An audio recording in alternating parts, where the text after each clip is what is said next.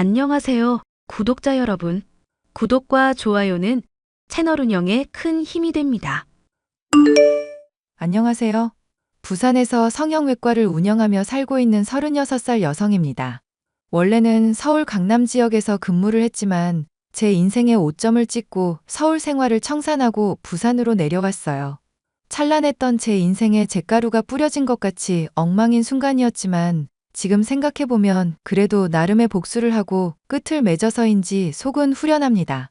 그래서 오늘은 평소 즐겨보던 사연 채널에 제 사연을 써보려고 해요.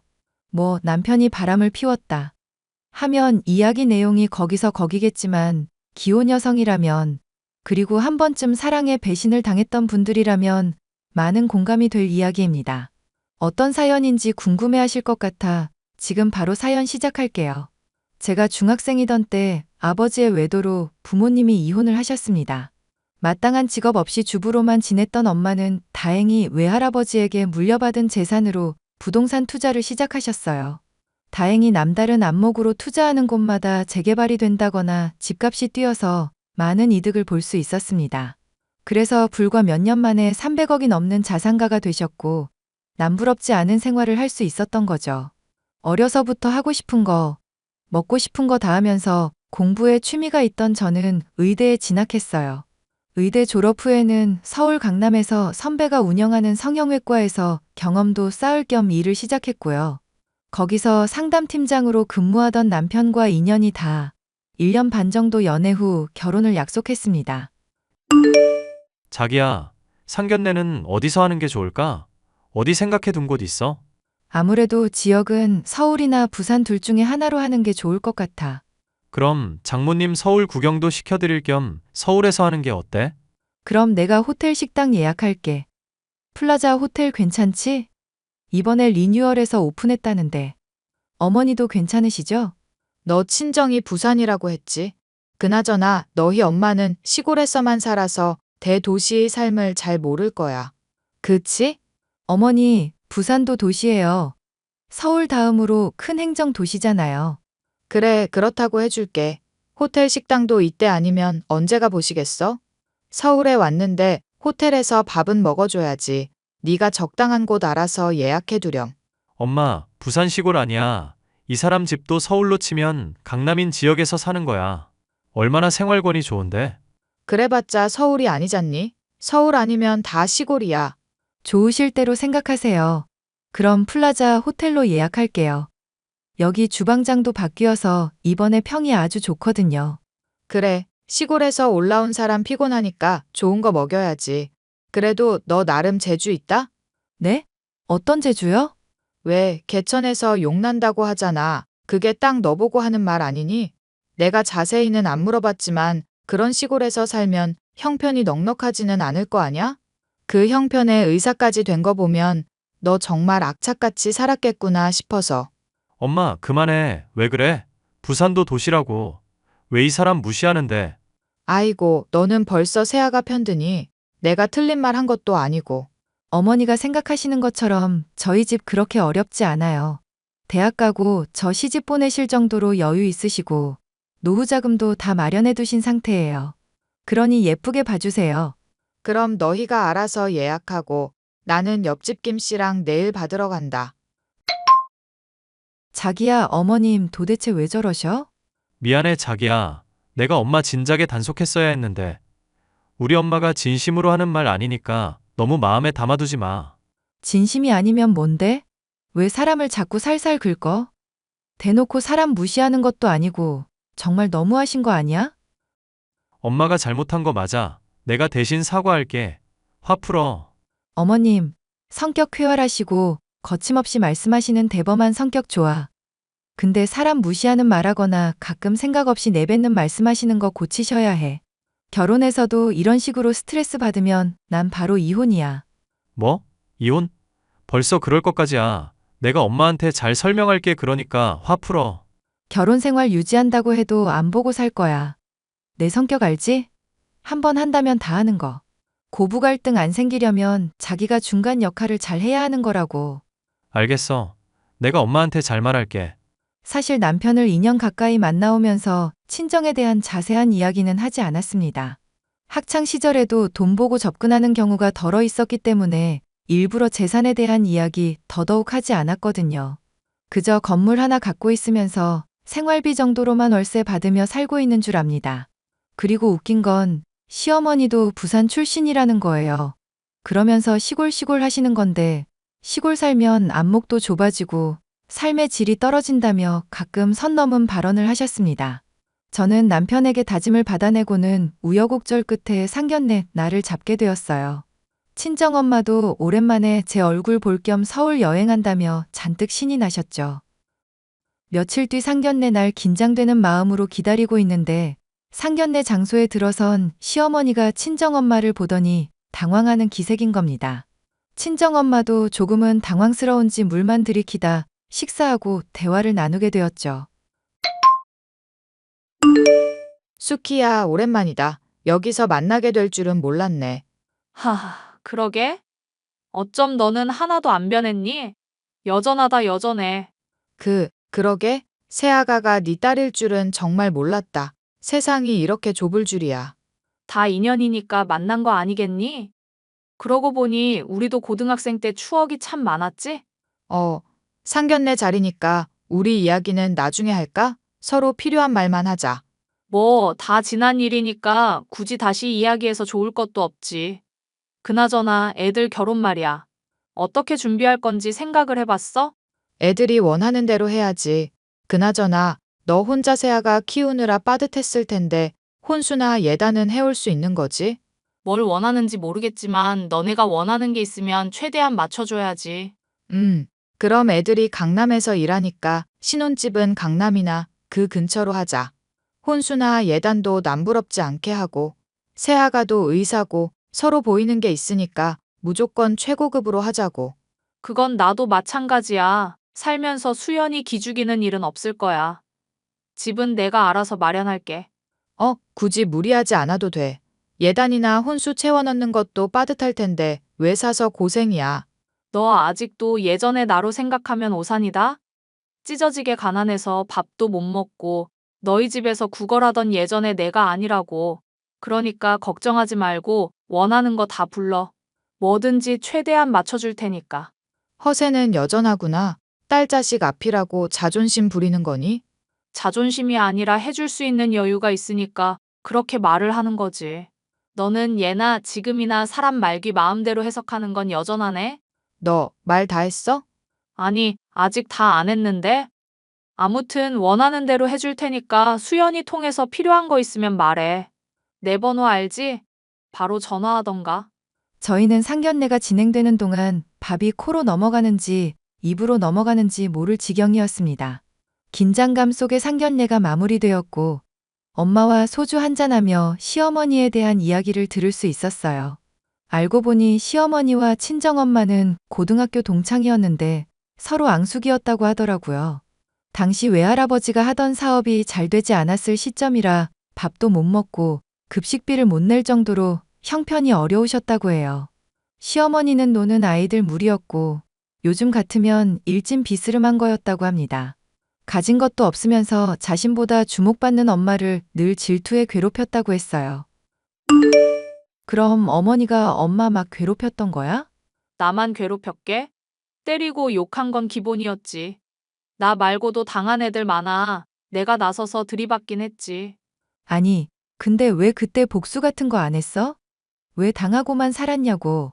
말했다시피 가진 게 없어서 백도 없고 돈도 없던 시절이라 어떤 짓을 해도 소용이 없더라. 그래서 아무것도 안 했어?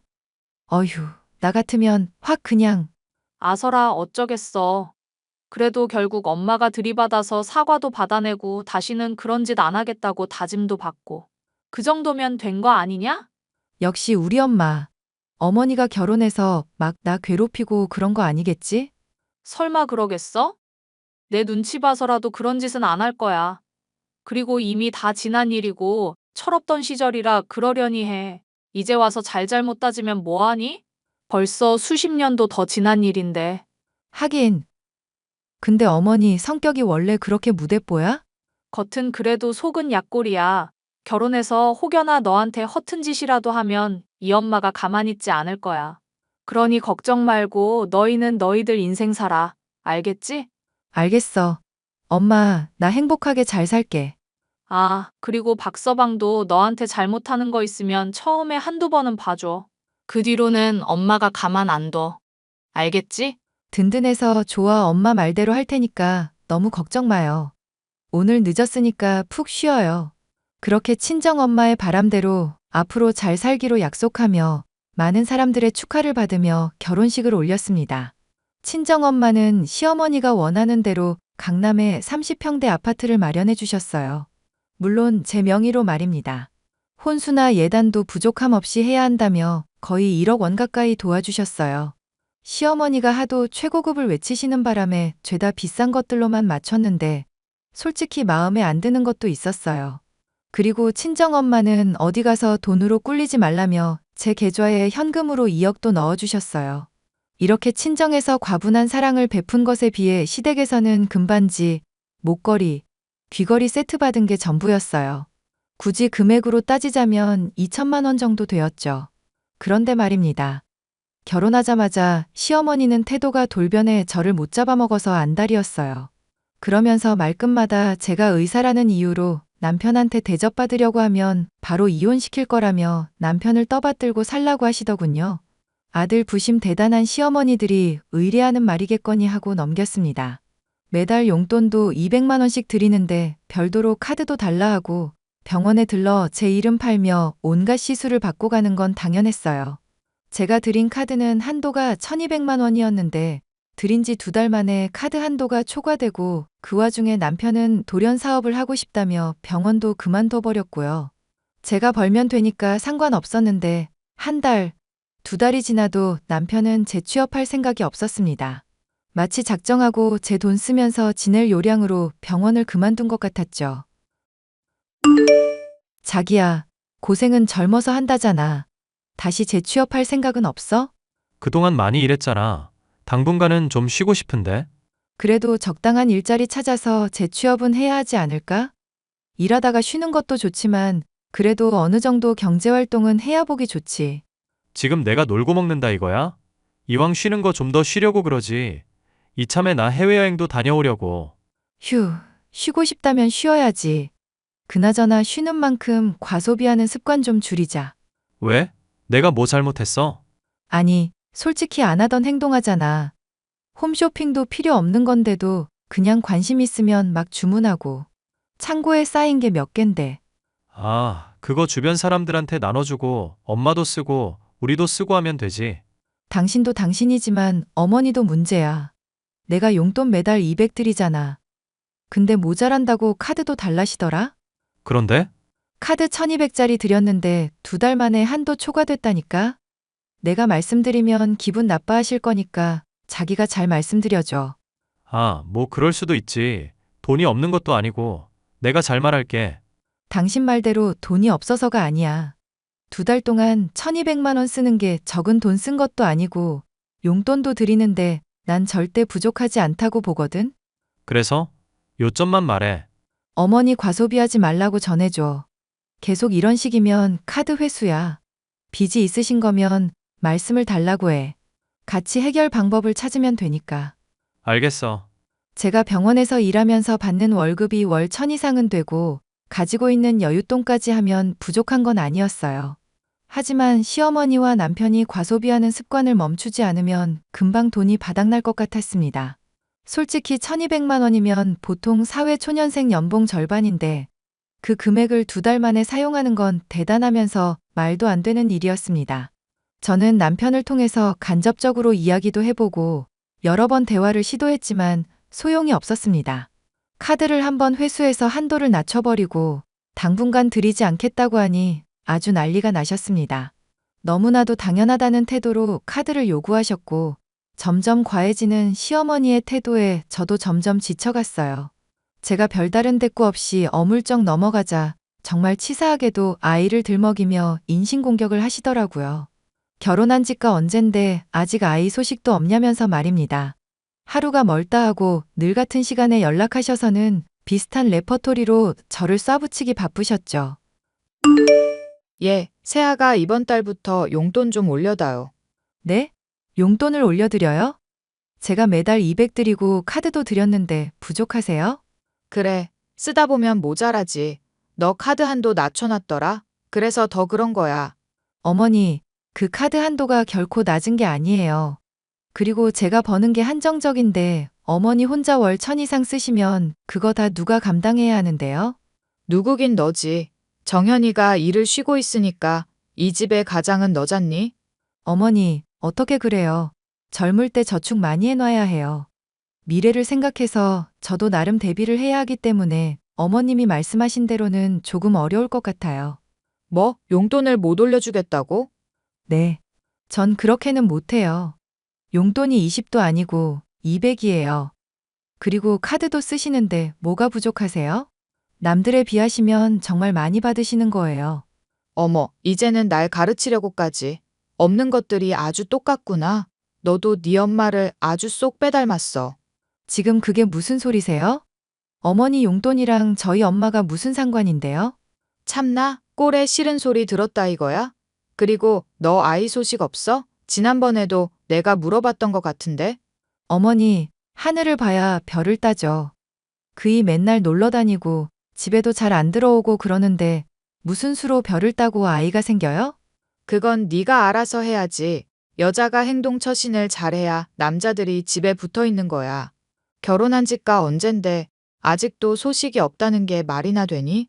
저희 아직 젊고 아이 가진다 하더라도 어느 정도 신혼 보내고 가질 거예요. 그러다 우리 집안 대 끊기면 네가 책임질 거냐? 여자가 시집을 왔으면 여자로서 도리를 다해야지. 뭐가 잘났다고 당당하니? 어머니, 말끝마다 여자 하시고 지금 용돈 못 올려드린다 하니까 발끈하신 것 같은데 이렇게까지 하실 일은 아닌 것 같은데요? 뭐가 아니야. 네가 평소에 똑바로 했어봐. 내가 말하지 않아도 제때제때 눈치껏 올려주고 그랬어야지. 그 문제는 차차 생각해 볼게요. 아이 문제도 그이랑 이야기해 보고요. 그래라. 그럼 난 마사지 예약이 있어서. 시어머니는 되지도 않는 말로 용돈을 올려달라거나 저를 갈구시고는 했습니다. 저도 사람인지라 처음 한두 번은 그냥 기분 좋은 잔소리겠거니 하고 넘겼어요. 하지만 한 번이 두 번이 되고 그게 계속되니 저도 기분이 상하고 말았죠. 저는 최대한 시댁과 연락을 안 하고 지내기로 했습니다. 남편은 여전히 취직할 생각은 하지 않고 모임을 자주 다녔고요. 어느 날 점심 식사를 하고 방에서 쉬고 있는데 병원 간호사가 저한테 할 말이 있다고 하는 겁니다. 우물쭈물하며 자기가 며칠 고민하다 말하는 거라며 저한테 웬 사진과 동영상을 보여주는데 아주 기가 막혔습니다. 얼마 전에 그만둔 간호사와 익숙한 모습의 남자가 있었는데 바로 남편이었어요. 알고 보니 둘이 바람을 피우고 있었는데 저에게 이 사실을 알려준 간호사와 내연녀가 친한 사이였던 겁니다. 친구 사이라도 도가 지나친 것 같아 저한테 와서 말해준 거였죠. 그날 저녁 퇴근 후 남편이 잠들길 기다렸다가 휴대폰을 몰래 보게 되었는데 더 충격적인 사실을 알게 되었습니다. 시어머니와 남편이 적당한 시기에 이혼해서 제 재산을 가로채려고 작당 모의를 하고 있었더군요. 심지어 내연녀도 가담하기로 했고 시어머니는 진작에 남편이 바람을 피우는 사실을 알고 있었던 겁니다.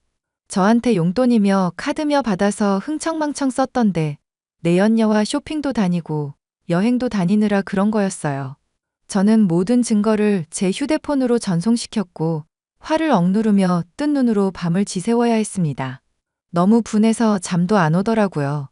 날이 밝자마자 연차 사용하고 변호사 사무실 찾아가서 이혼 소송 상담했고 바로 변호사를 선임했습니다. 나다 점심은 먹었냐? 아니요. 이제 마지막 환자 받고 나가서 먹고 들어오려고요. 무슨 일 있으세요?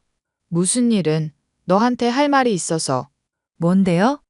저 바쁘니까 빨리 말씀하세요. 너 신혼집명의 너로 되어 있지? 원래 암컷이 재산 쥐고 있으면 집이 망하는 법이다.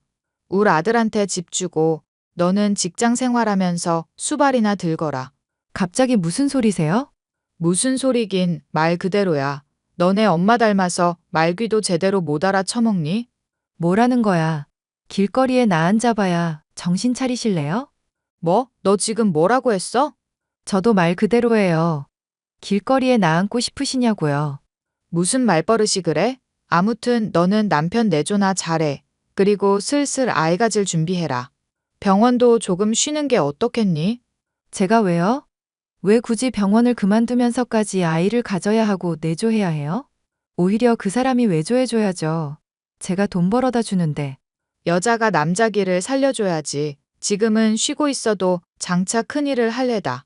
아이 낳고 쉬면 내가 나중에 병원 소개해주거나 알아서 취직하면 되잖니. 너 그 정도 능력도 안 돼? 그러면서 우리 아들이랑 결혼한 거야?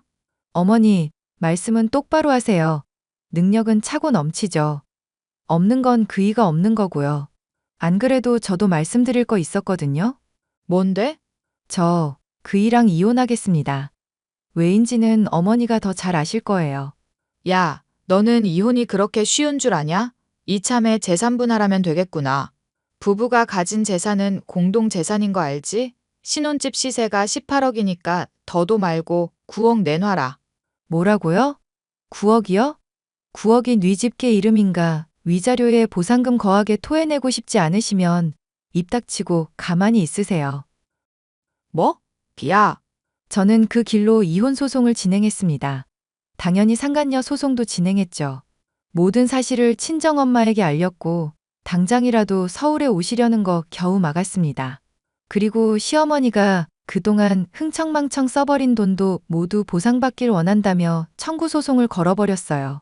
이혼 소송을 진행하면서 알게 된 건 시댁은 가진 것 없는 빈털터리였다는 겁니다. 자갈하며 살고 있던 아파트도 전세였고 당연히 모아둔 재산도 없는 상태였어요. 제가 가진 증거가 워낙 명백해서 이혼 소송은 당연히 저한테 유리하게 흘러갔습니다. 모든 소송에서 승소해서 위자료, 보상금으로 1억 가까이 받았어요. 상간녀 소송에서도 승소해서 3천만 원 받아냈고 남편은 당장 가진 돈이 없어서 전세금 빼서 돈을 지급해야 했습니다. 결국 남편과 시어머니는 방 2개짜리 지하 3방이 있는 달동네로 이사했고 보란듯이 잘 살아보겠다며 사업하려고 대출까지 받았는데 결국 사업은 코로나의 여파로 시작도 못하고 망해버렸죠. 상간녀가 남편의 전 재산을 들고 잠적해버린 겁니다. 남편은 엎친 데 덮친 격으로 빚더미에 앉게 되었죠. 아르바이트를 전전하며 이자를 겨우 갚아나갔고 그렇게 두어 달의 시간이 흘렀습니다. 야, 이수연, 돈 내놔. 있는 돈 없는 돈 가져가서 너만 잘 먹고 잘 살면 그만이냐? 여기가 어디라고 찾아와? 네 따위가 올 곳이 아닌데? 당장 나가지 못해? 영업방해로 신고당하고 싶어? 어차피 네 병원도 아닌데. 야, 당장 돈 내놔. 안 그럼 안 나가. 못 나가. 예물로 줬던 금반지랑 목걸이라도 줘라. 어차피 차고 다니지도 않는 거 내놓으라고. 다들 왜 이제 와서 행패세요? 이혼한 지 2달이나 지났고 지금 이러는 거 법적 문제 생깁니다. 법적 문제? 고소라도 한다고? 야, 이 미친년아. 해볼 테면 해봐. 우리는 더 이상 무서울 게 없는 사람들이야. 말이 안 통하네요. 제 병원이라면 그러든지 말든지 두겠는데 보다시피 제 병원도 아니고. 원장 선생님이 아주 화가 나셨는데요.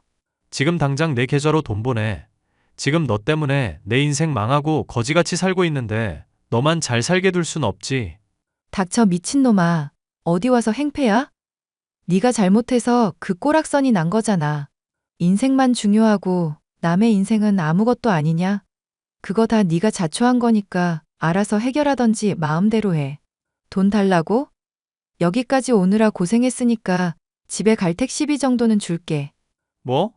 야, 시어머니와 남편은 병원에 찾아와 한참을 행패를 부리더군요.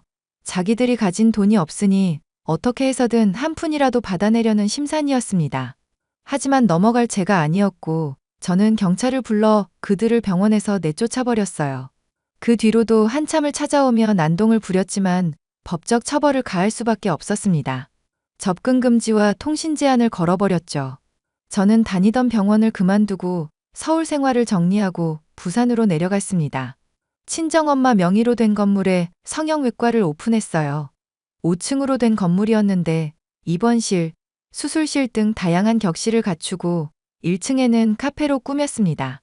그렇게 오픈한 지 1년째인데 K뷰티의 여파로 일본, 동남아 등에서 많은 사람들이 오고 입소문도 많이 났습니다.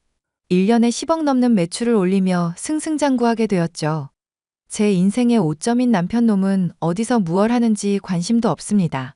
아마 아르바이트를 전전하며 하루 먹고 살기 바쁘겠죠. 그래도 남편 덕분에 사람 보는 눈은 조금 기르게 된 것 같아요. 당분간 결혼의 뜻은 없지만 저와 마음 맞는 사람이 나타난다면 좋은 방향으로 흘러가게 하고 싶어요. 마지막으로 남편에게 한마디만 하겠습니다. 서울에 살고 있는 35살 박정현. 평소에 너 튜브 많이 하던 놈이라 이걸 볼지 모르겠지만, 이거 내 이야기랑 비슷하네? 라면 너인 줄 알고 잘 새겨들어라. 어디 가서 괜히 다른 여자 고생시키지 말고 너 혼자 평생 살라고. 나는 잘 먹고 잘 살고 있으니 너무 걱정하지 말고 양심 지키면서 잘 살아라. 제 사연은 여기까지입니다. 긴 사연 들어주셔서 감사드리고 공감되셨다면 응원의 댓글 부탁드릴게요.